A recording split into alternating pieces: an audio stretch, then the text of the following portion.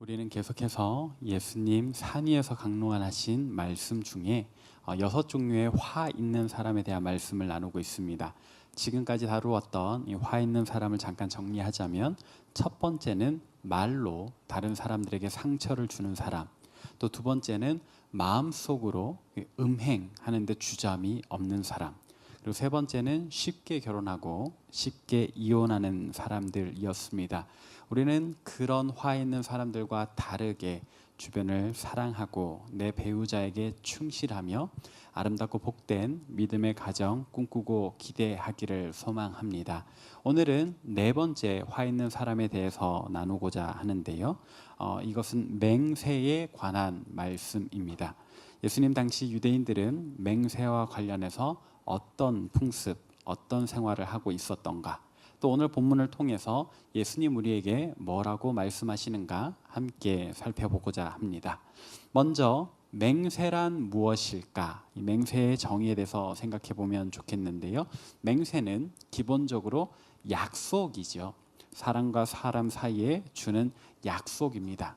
내가 이런 목표를 가지고 이렇게 실천하겠다, 공언하는 겁니다. 그런데 우리가 약속과 맹세를 굳이 구분을 해보자면, 약속은 조금 강도가 약한 것 같아요. 친구와 친구 사이에 할 수 있는 약속, 야 내일 아침에 만나자 하는 정도의 약속, 이렇게 볼 수 있다면, 반면에 맹세는 담보를 잡는 겁니다. 이거를 하지 않았을 때에 내가 책임져야 되는 손해를 감수하는 것. 그래서 굉장히 무겁죠. 일반적인 약속과 다르게 맹세라고 하는 것은 무게감이 있는 겁니다. 예를 들자면 이런 겁니다. 중세시대 때 왕에게 기사가 충성 맹세를 하는 겁니다. 이게 무슨 의미인가? 기사는 목숨을 바쳐서 왕을 지키기로 하는 거예요. 왕은 그 대가로 기사의 가족들을, 그 생계를 책임져 주는 겁니다. 만약에 왕이 위험한 일에 빠졌는데 기사가 도망을 가버린다면 왕은 기사의 가족들의 목숨을 취할 수 있어요. 만약에 왕이 기사의 생계를 책임져 주지 않는다면 기사는 주저없이 왕을 떠나거나 다른 기사가 왕을 죽이러 왔을 때 관여하지 않아도 됩니다. 왕과 기사 사이에 주어지는 이 맹세, 상호 계약이라고도 할 수 있겠는데요. 이렇게 맹세라고 하는 것은 무언가 일반적인 약속보다는 더 무거운 이야기가 있습니다. 근데 이런 맹세라고 하는 것은 현대에도 여전히 유효하죠. 이렇게 가끔 느와르 영화를 보면 이렇게 조직 폭력배들, 주인공이 거기에 가담할 때 어떤 그 충성 맹세를 하지 않습니까? 난 배신하지 않겠다. 근데 나중에 꼭 주인공이 뭐 이렇게 여주인공을 만나서 사랑을 하다 보면 이제 조직을 떠나게 될 때에 이 신체 위협을 감수하는 이제 그런 장면들이 나온단 말이죠. 그런 것도 맹세의 한 종류라고 할 수 있고, 이건 좀 영화 속 이야기니까 우리가 하게 되는 맹세에는 어떤 게 있을까 생각을 해봤는데, 의외로 많은 사람들이 맹세를 합니다. 언제? 집 살 때 담보대출을 받잖아요. 저는 이것도 일종의 맹세라고 생각을 합니다. 얼마를 빌려주면 내가 얼마의 기간 동안에 열심히 갚겠다. 이제 이 이자와 이 원금을 제때 갚지 못하면은 우리가 담보 잡은 거를 잃어버리게 되는 거죠. 이런 것들도 우리가 현대를 살면서 하게 되는 맹세가 아닌가 생각을 해보는데요. 근데 오늘 본문 속에 이 맹세에 관해서 예수님 뭐라고 말씀하셨나? 하지 말라는 겁니다. 맹세라는 거 쉽게 하는 게 아니다라는 이야기를 하시는 거예요. 왜 이런 이야기를 하셨나? 답을 생각해 보면 그 당시 사람들이 맹세를 쉽게 했다. 너무 쉽게 맹세를 남발했다라는 겁니다. 근데 어떻게 그 당시 사람들이 그렇게 쉽게 맹세를 했던가, 남발을 했던가? 지키지 않아도 되니까요.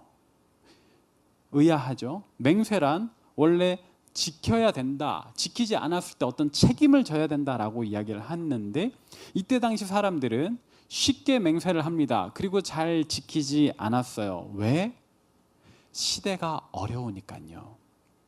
우리는 현대에 살다 보니까 이 다른 시대의 상황을 이렇게 바로 이해하지 못할 때가 있는데요. 이때 당시 사람들은 지금 로마의 지배를 받고 있어요. 그게 평온한 시대가 아니란 말이에요. 일반 사람들은 하루하루 먹고 사는 것이 쉽지 않습니다. 당장 배가 고픈데 어떻게 해요? 주변 사람들한테 양식을 꾸거나 돈을 꾸거나 해야 되겠죠. 근데 그 사람한테도 이 조금의 재산, 참 버거운 일인데 뭔가를 준다, 빌려준다 할 때 결국 이 두 사람 사이에 맹세가 오고 가는 거예요. 야, 나 지금 급하거든. 100만 원만 좀 빌려줘. 아니야, 나 100만 원 없어 할 때, 야, 갚아줄게. 내일 갚게. 상황이 급하니까, 시대가 궁하니까 일단 내뱉고 보는 거예요. 그래서 100만 원을 빌리고 나면은 꿀꺽. 다음날, 야, 돈 갚아. 어떻게 된 거야? 언제 빌렸어? 모르는 척 하는 겁니다. 이걸 가리켜서 헛맹세 또는 거짓맹세라고 하는데요. 이렇게 어려운 시대다 보니까 당장 내 배고픔 혹은 눈앞의 이익 때문에 내 가까운 친구, 지인 상관하지 않고 그들을 속여서 빼앗는 헛맹세를 남발했다. 이 맹세가 가지는 무게감보다 당장 눈앞의 이익이 더 우선이었다. 근데 이 유대인들의 맹세는요, 우리가 생각하는 것 이상의 어떤 것을 담보로 잡습니다. 그럼 무엇인가? 여러분 성경에서 맹세라는 두 글자를 한번 검색을 해보세요. 여러분들이 가지고 있는 어플이나 인터넷 페이지에서. 그러면 많은 경우에 이 맹세가 딱 동반되는 수식어를 가지고 있어요. 뭐냐? 여호와께서 살아계심을 두고 맹세하노니. 그냥 맹세하는 게 아니에요. 여호와 하나님께서 살아계시는 걸 두고 맹세하노니. 그러니까 내가 이 맹세를 지키지 않으면 하나님 살아계신 게 아니다 하는 이야기를 하는 거예요. 유대인들은 하나님의 택함 받은 민족, 스스로 그런 선민 사상을 가지고 살거든요. 하나님께서 내 삶을 인도하신다, 나를 지키신다, 나를 이끄신다, 그런 고백으로 살고 내 모든 말과 행동이 하나님의 영광을 나타낸다, 그렇게 생각하는 사람들이에요. 그런 사람들이 맹세할 때 뭐라고 한다? 하나님의 살아계심을 두고 맹세하노니. 그러니까 이 맹세를 받는 입장에서는 야, 이게 하나님 걸고 지금 말을 하니까 이게 받아들이는 입장에서도 이게 쉽지 않은 무거운 담보를 잡는 겁니다. 만약에 내가 이 약속 어기면 야, 하나님 없는 거야, 이렇게까지 이야기를 하니까는요.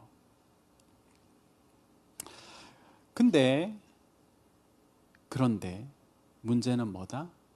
유대인들이 이렇게까지 이야기해놓고도 맹세를 쉽게 어겼다. 사실 이 유대인들의 굉장히 악과 뒤가 다른 행태가 여기서 나오는 겁니다. 원래 율법에서는요, 이 맹세에 관해서 뭐라고 이야기를 하는가 우리가 좀 찾아보면 좋겠는데, 레위기 19장 12절 우리 같이 한번 읽어보겠습니다. 레위기 19장 12절 시작. 너희는 내 이름으로 거짓 맹세함으로 내 하나님의 이름을 욕되게 하지 말라. 나는 여호와이니라. 아멘. 또 신명기 23장 21절도 있는데요. 같이 한번 읽겠습니다. 시작. 내 하나님 여호와께 서원하거든 갚기를 더디하지 말라. 내 하나님 여호와께서 반드시 그것을 내게 요구하시리니 더디면 그것이 내게 죄가 될 것이라. 아멘. 뭐라고 이야기를 해요? 하나님의 이름으로 함부로 맹세하지 마라. 거짓 맹세하지 마라. 그건 하나님을 욕되게 하는 거다. 네가 하나님의 이름으로 맹세했어? 그럼 어떻게 한다고? 하나님께서 그걸 너한테 추궁하실 거다, 이렇게까지 이야기를 하거든요. 그러니까 유대인들에게 이 하나님의 이름으로 맹세를 한다라는 거는 본인이 이제 하나님 앞에 책임을 져야 되는 거예요. 그만큼 묵직한 건데, 근데 어떻게 했다고요? 쉽게 남발하고 지키지 않았다.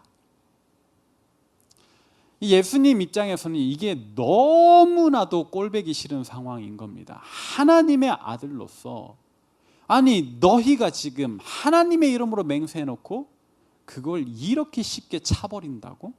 너희는 하나님 믿는다고 하면서 사실은 하나님을 부정하는 것들이에요.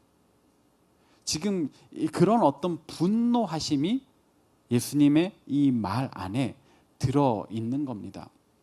근데 우리가 그런 생각을 해봐야 돼요. 그러면 유대인들이 왜 이럴까? 그냥 단지 시대 상황이 어려워서 라고만 생각할 수 있을까? 제가 생각해 보니까요 그런 것 같아요. 여러분, 우리가 사실 그동안에 화 있는 사람 이야기 많이 했고 하는데 우리뿐더러 한두 번 죄를 짓고 다시 죄를 안 지었던가? 우리가 항상 수련회 때마다 죄 고백을 하죠. 그럴 때마다 예수님께 미안하고 하나님께 죄송해가지고 눈물을 막 흘리잖아요. 그리고 수련회 마치고 오면 다시 이 죄의 연속이 되잖아요. 왜 그렇습니까? 생각해 보면 정령 죽으리라 하셨지만 하나님께서 우리를 즉시 심판하시지 않더라고요. 죄를 지었는데 우리에게 즉각적인 심판이 내려오지 않으니까, 아니 오히려 죄를 지어도 괜찮은 것 같으니까 우리 반복해서 죄를 짓는 거잖아요. 유대인들도 마찬가지인 겁니다. 하나님의 이름으로 헛맹세했더니 당장 눈앞에 내가 필요로 하는 게 생겨요. 근데 하나님으로부터 심판은 오지 않아요. 한 번이 어렵지 한 번, 두 번 해보니까 세 번, 네 번도 쉽더라. 반복하고 반복하다 보니까 이제 거짓말하는 게 일상이 돼버리는 겁니다. 근데 이 당시 유대인들이요 이렇게 헛맹세, 거짓맹세를 남발하면서도 딱 한 경우에는 절대 거짓말하지 않았어요. 언제일까요? 바로 로마 법정에서 재판받을 때입니다. 오늘날 우리도 그러죠. 청문회를 보면은 뭐부터 합니까? 증인으로서 정직하게 말할 것을 선서하잖아요. 당시 로마 법정에서도 그런 선서를 했습니다. 근데 이때는 유대인들이 거짓말하지 않았어요. 왜? 즉각 심판 당하거든요. 로마 제국법에 의해서 거짓 증언을 했다 그러면 그냥 군인이 와서 목을 치는 겁니다. 그 칼날이 무서우니까 거짓말하지 않아요. 근데 하나님은요, 내가 여러 번 거짓말을 해도 헛맹세해도 그 이름으로 맹세하고 지키지 않아도 하나님 심판하시지 않네? 하나님 우습게 여겨지는 겁니다. 내가 하나님을 깔봐야지 이런 의도는 아니었겠지만 거짓말해도 심판받지 않으니까 다음에 또 쉽게 거짓말을 하는 거예요. 헛맹세를 해도 하나님으로부터 처벌이 내려오지 않으니까 쉽게 하더라는 겁니다. 결국 당시 유대인들의 신앙생활은 진짜 하나님 경외하는 마음으로 한다라기보다는 눈앞의 이익에 더 쉽게 흔들리고 하나님을 무서워하기보다는 로마 제국을 무서워하던 그런 신앙이었다. 그래서 예수님 말씀하시는 거예요. 그럴 거면 차라리 맹세를 하지 마라. 아니 어떤 경우에도 하지 마라. 네가 진짜 진실된 말을 하고자 할 때도 맹세하지 마라. 하나님 걸고 넘어지지 말라라는 거예요. 왜 이렇게까지 말씀하실까? 연약한 우리가 뭘 보증할 수 있습니까? 우리가 장담할 수 있는 건 하나도 없기 때문에 야 내일 갚아줄게. 나 내일 갚을 수 있어. 어떻게 해요?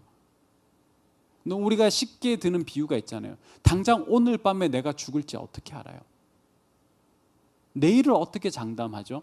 저는 1분 뒤의 미래도 모릅니다. 우리가 지금 이곳에서 편안하게 예배를 하고 있지만 하나님 예배하지만 천정이 무너질지 누가 어떻게 알아요? 누구도 장담할 수 없어요.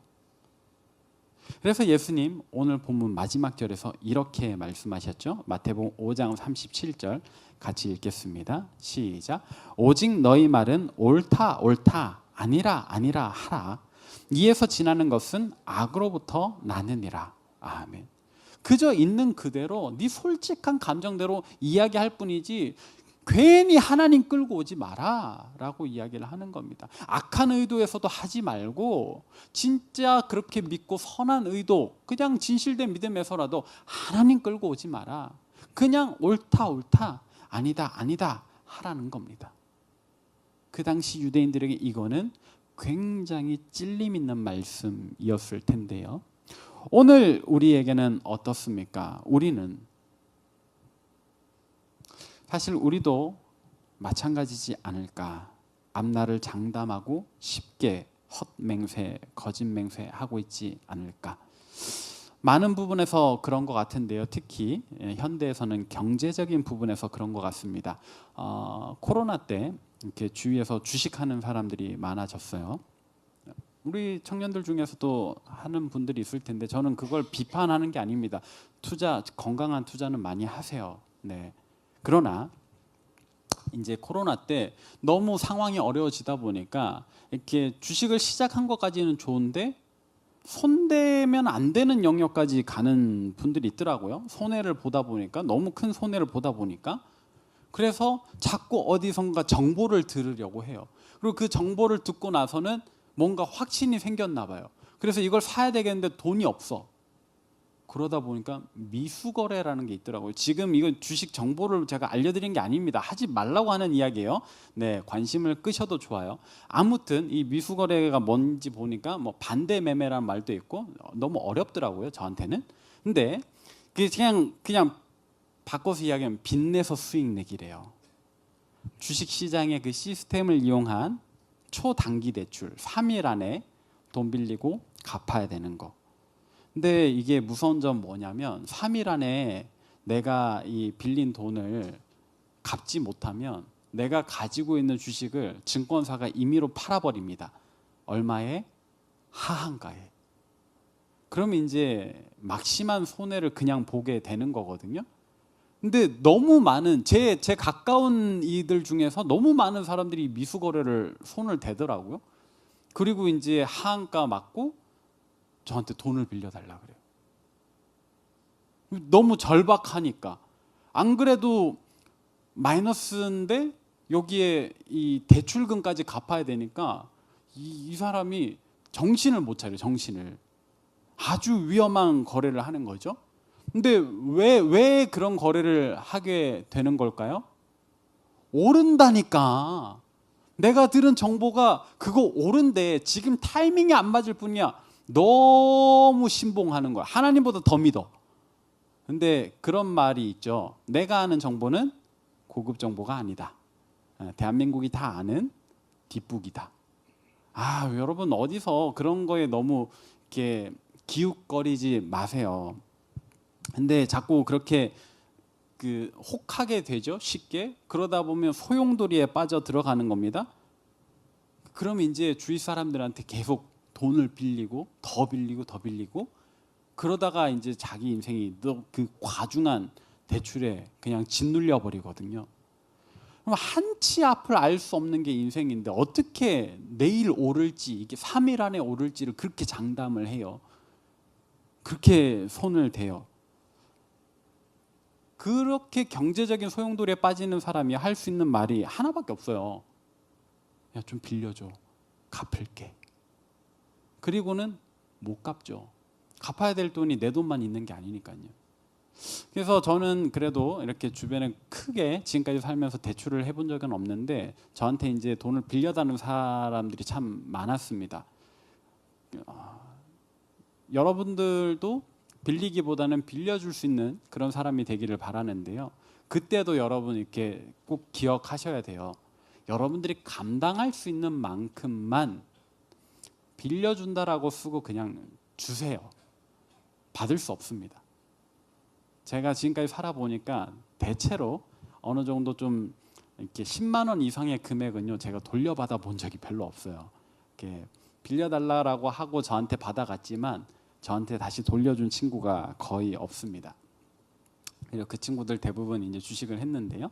이제 이 말씀을 준비하면서 좀 이제 검색을 해보니까 그런 말이 있더라고요. 주식으로 쉽게 1억 만드는 법. 혹시 비법을 아세요? 2억으로 시작하면 금방 1억이 된다죠. 역설인 거죠. 2억으로 시작해서 1억을 날리고 이제 1억만 남는 게 그게 이제 주식으로 1억을 쉽게 만드는 방법이에요. 사실 우리가 쉽게 돈 버는 방법은 세상에 없습니다.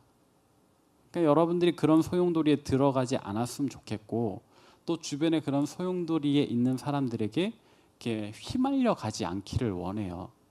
이렇게 이제 그 대출이라는 게 커지잖아요. 금액이 점점 커지잖아요. 그럼 우리한테 새로운 세상이 열려요. 어떤 세상이냐? 보증이라는 세계가 열립니다. 그럼 보증이 뭔지 아세요? 다른 사람의 빚을 내가 대신 갚아주겠다라고 맹세하는 게 보증입니다. 연대 책임을 지는 거거든요. 제 주변에 지금까지 보증 써서 해피엔딩을 맞이한 사람은 본 적도 없고 들은 적도 없습니다. 그리고 우리나라가 한참 발전하던 7, 80년대에 이 보증 때문에 엄청 망한 집이 많거든요. 그래서 드라마 단골 소재였어요. 최근 드라마는 안 그렇지만 제가 어렸을 때만 해도요, 항상 주인공 집은 부유했는데 어느 날 아빠가 친구 보증을 잘못 써서 집이 쫄딱 망해. 항상 그래. 그게 대부분의 드라마 플롯이에요. 그럼 이제 주인공이 묻죠. 왜 보증을 왜 썼어? 그러면 친구잖아. 어쩌라고? 그 정을 어떻게 할 수 없어서 보증을 서주는 거예요. 그러면서 항상 그 아빠가 하는 말이 그거예요. 그 친구는 그럴 사람이 아니야. 어떻게 믿어? 그 친구도 그러려고 하진 않았을 거예요. 같이 망하려고 그러진 않았을 거예요. 진짜 네가 집 좀 담보 저당 잡혀서 나 돈 빌려주면 나 재기할 수 있어. 철떡같이 믿었을 거예요. 그리고 내가 우리 같이 행복하게 잘 살게 해줄게. 장담했을 겁니다. 근데 결론은, 현실은 다 같이 망한다. 그래서 보증은 성경에도 서지 말라고 쓰여 있어요. 확인시켜 드릴게요. 잠언 22장 26절입니다. 잠언 22장 26절 같이 읽겠습니다. 시작. 너는 사람과 더불어 손을 잡지 말며 남의 빚에 보증을 서지 말라. 아멘. 우스갯소리로 이집트 피라미드에도 보면 요즘 젊은 것들은 싸가지가 없다라고 쓰여 있다고 하는데, 이 보증은 그거는 우스갯소리겠지만 이거는 진짜잖아요. 지금 잠언에 아마도 솔로몬이 썼을 것 같은데, 이 기원전 1000년 시대 때부터 보증은 서지 마라 라고 지금 쓰여 있는 거예요. 여러분, 이렇게 맹세 함부로 하는 거 아닙니다. 약속 함부로 하는 게 아니에요. 내 한계를 명확히 알고 그 안에서 그냥 진실되게 성실하게 사는 거지, 내 능력치를 넘어서는 무언가를 탐하면 안 되고요, 속이려고 해서도 안 되는 거예요. 제가 아는 어떤 청년 부부가 있습니다. 아마도 제가 지지난주 설교쯤에 잠깐 언급을 했었을 텐데요, 그 청년이 이 설교를 듣지 않기를 바라면서 이야기하는 거는, 결혼 전에 이 신랑과 신부가 이제 결혼을 준비하는 와중에 굉장히 힘든 일이 있었습니다. 뭐가 힘들었냐? 신랑이 저를 찾아왔어요. 목사님, 좀 도와주세요. 왜? 무슨 일인데? 저 돈이 필요해요. 그래서 저는 순수하게 결혼식을 위한 이 결혼과 관련된 돈이 필요한 줄 알았는데 그게 아니었어요. 이제 도박 빚이 9천만 원이 있는 겁니다. 본인 앞으로. 도박 빚이요. 구체적인 종목은 스포츠 토토. 처음에 그거 해서요, 한 3배, 4배를 땄대요. 한두 게임 만에. 초심자의 행운. 그래서 여기에 몰빵을 한 겁니다. 근데 자꾸 손해가 나니까 더 큰 금액을 넣고 더 큰 금액을 넣고, 이 친구가 결국 이제 9천만 원의 빚이 생겼어요. 개인이 혼자서 감당할 수 없어서 교회 헌금까지 손을 댔습니다. 저희 그때 섬겼던 청년부에서 이 친구가 중요한 직책을 맡고 있었는데, 다른 청년들이 했던 헌금 11조 이런 것들을 본인이 몰래 훔치기까지 했었어요. 이게 이제 발단이 되면서 이 친구의 이 도박 빚이 드러나게 된 거죠. 어떻게 해요? 자기 결혼식 날짜는 잡혔는데 내 앞으로 9천만 원이 있어도 모자를 파네. 지금 마이너스 9천만 원이잖아요. 부모님이랑 이야기를 했니? 그랬더니 부모님도 못 갚아준다 그랬대. 네 빚은 네가 알아서 해라. 너무 어려운 상황이죠. 그래서 저도 그냥 얼마간 소액 그냥 주는 거죠. 목사님 빌려주세요 했는데 아까도 말씀드렸지만 빌려주는 건 없습니다. 그냥 주는 거지. 근데 결국 양가가 이제 결혼식을 앞두고 이제 힘을 모아서 이 친구의 빚을 변제해주고 이제 결혼식과 신혼집 마련까지 해 주셨어요. 너무 감사하죠. 그래서 제가 다짐을 받았습니다. 야, 누구야? 너 이제 큰 깨달음을 얻었지? 다시는 하지 마라. 알겠대요. 그리고 6개월 뒤에 저는 신부 측 어머니로부터 전화를 받았습니다. 목사님이 줄에 섰으니까 책임지라고. 어머니 무슨 말씀이세요? 그랬더니 목사님 줄에 섰으면 목사님이 이제 이혼까지 책임져야 됩니다. 아니요, 어머니 화를 내지 마시고 좀 이야기를 좀 해주세요. 무슨 일이에요? 그랬더니 6개월 만에 이놈이 7천만 원의 빚을 또 만들었습니다. 얘가 못 놓는 거예요. 물어보면 본인 중독이라고 이야기하지 않습니다. 자기가 열심히 새 출발했고 여윳돈이 생겨서 다시 좀 했고 또 수익이 나서 했는데 그냥 한두 번 잃었을 뿐입니다라고 이야기를 하는 거예요. 한두 번 잃어서 7천만 원의 빚을 내려면 얼마를 걸었다는 거예요. 저는 스포츠 토토를 해본 적이 없어가지고 더 설명을 못 하는데 그냥 지금 와서 하는 생각은요. 그 친구의 약속, 그 친구의 맹세를 믿어줄 게 아니었어요. 빚을 갚아주고 결혼을 시켜줄 게 아니라 그 돈으로 이 친구를 치료시켰어야 했는데 다시는 하지 않겠다라고 하던 그 친구 맹세를 믿었다가 너무 많은 사람들이 피해를 본 거죠.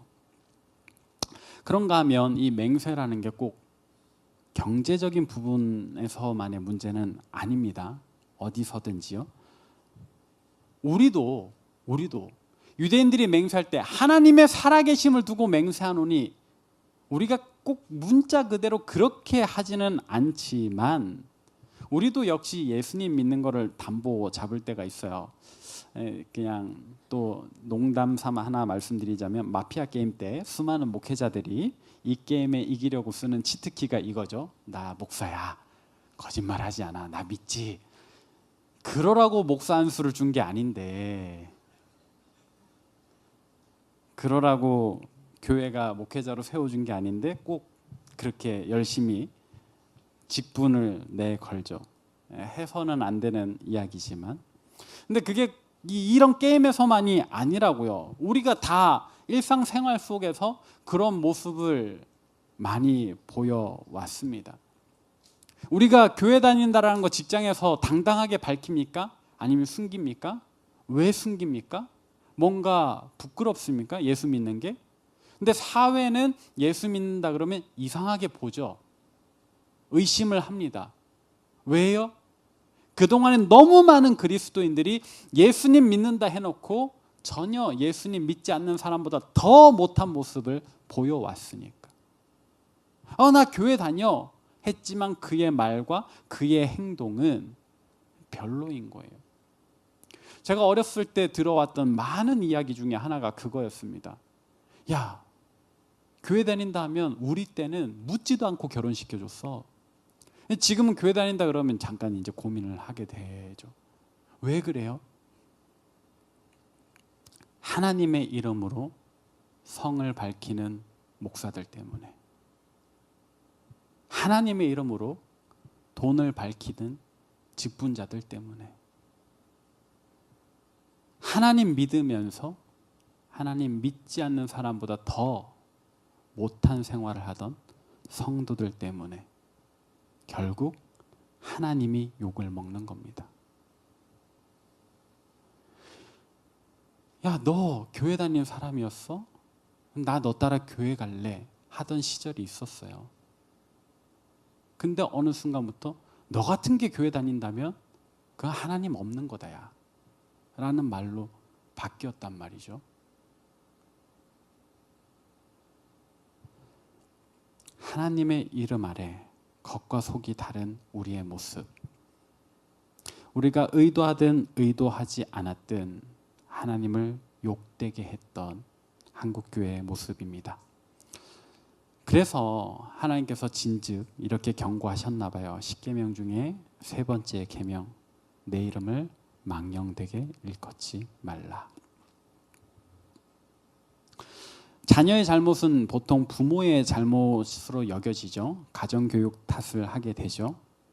정직한 자녀, 성실한 자녀, 괜찮은 자녀는 또 부모의 영광이 되기도 합니다. 저와 여러분이 정말 그리스도인이라면, 하나님의 자녀라면 우리의 잘못은 하나님의 잘못이 되는 거고요. 우리의 정직과 우리의 올바름은 하나님께 영광 돌리는 것으로 나타나게 될 겁니다. 말씀을 정리하도록 하겠습니다. 사랑하는 여러분, 영화 밀정을 보면 마지막에 독립운동가이자 조국의 배신자였던 염석천이 왜 나라를 팔았냐라는 말에 이렇게 대답합니다. 몰랐으니까. 해방될 줄 몰랐으니까. 독립의 최전선에서 목숨을 걸었던 그조차 자기 생전에 독립일 줄 몰랐다라고 이야기를 하는데요. 그냥 영화적 허구라기보다는 정말 역사 속에 수많은 독립운동가, 그러나 변절자들이 그와 같은 생각을 했을 겁니다. 독립운동을 하지 않았어도 일제에 붙어 살았던 많은 친일파들이 마찬가지 대답을 할 겁니다. 몰랐으니까. 해방될 줄 알았다면 내가 그랬겠나. 맞는 말이에요. 우리는 당장 오늘 저녁에 우리 삶이 어떻게 될지 아무도 알지 못합니다. 그러므로 우리는 스스로를 과신하지 말고 그저 우리에게 주어진 순간순간에 정직하기를 소망합니다. 성실하길 바랍니다. 옳은 것은 옳다, 아닌 것은 아니라 하기를 바랍니다. 이에서 지난 것은 다 악에서부터 나온 것이다, 악한 것이다 라고 하신 예수님 말씀 기억하면서요, 쉽게 맹세하는 화 있는 자가 아니라 정말로 예수님 복 있다 말씀하셨던 그 심령이 가난한 사람, 난 하나님 없이는 아무것도 할 수 없습니다, 겸손하게 우리에게 주어진 매 순간을 성실하게 사는 저와 여러분 되시길 바랍니다. 우리 그렇게 화 있는 사람이 아닌 복 있는 사람 되는 우리 모두 되기를 바랍니다.